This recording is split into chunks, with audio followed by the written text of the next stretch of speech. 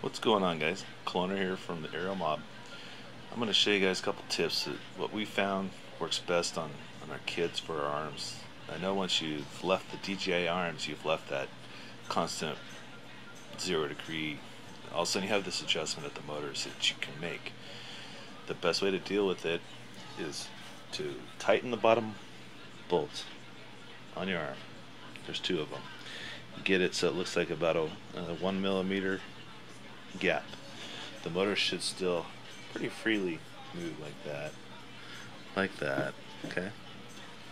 So what we're going to do, we're going to use a metal ruler and we're going to set it on where the prop goes, pushing down very hard so that both sides of that ruler are sitting there.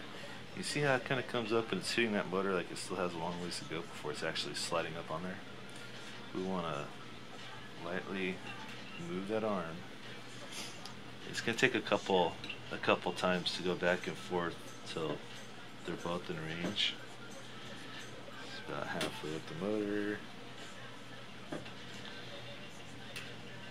So right now, the other thing you can see is you can see a gap on either side of the prop adapter that begins to fill, but that's not good enough. We want to push down on this, slide into this, and see where we're at.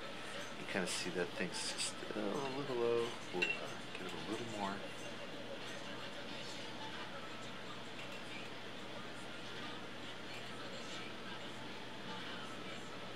Not gone too far.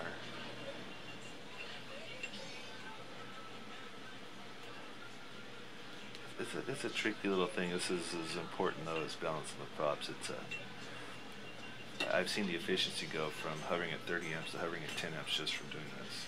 So it's a pretty important deal. Come on, baby. Right there. See how that's hitting right there? And it's just sliding on that.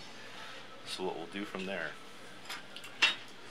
is you want to slowly start tightening the top two bolts. You're not going to try to get these so that the motor stops slipping. You're just going to get it so that it's tight. Should have an even about 1 millimeter gap. I'll kind of show you here.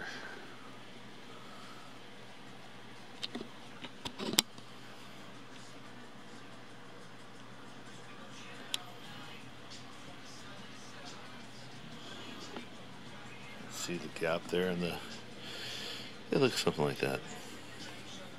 You can grab the motor and if you really tried to push, you'll be able to spin it around. That's not the idea. So once we've got both of these motors dialed in, so left hits left, right hits right, and I'm doing that one side at a time. It doesn't matter to go across the other side. You can, but it's not that important. When you line up two, they're all four lined up. You know what I mean? They fall into line on each side because there's only one spot this can be at. Props level. We've got the motor snug down so that all four bolts are tight, but we're not trying to like rip the plastic in half because they're M4 bolts, man. This stuff's capable of a lot of pressure. It gives you a big wrench, you can really turn it. So what we want to do is we want to pin this thing. We want to drive a bolt in through the plastic, go in through the carbon fiber, and lock it so it can't spin anymore. Okay. The easiest way is to get about a 2 to 2.5 millimeter drill bit. Come in right at the bottom of that arm there. Drive a little pilot hole so that you have something going. And then just churn up. Go down. Okay. Just created a hole. I'm able to take a M3 by 10. Set it up there. Oops. And because it's not drilled or tapped, it's got to be started. So we're just going to drive this thing home. Once that plastic starts to grab it, take it down in there.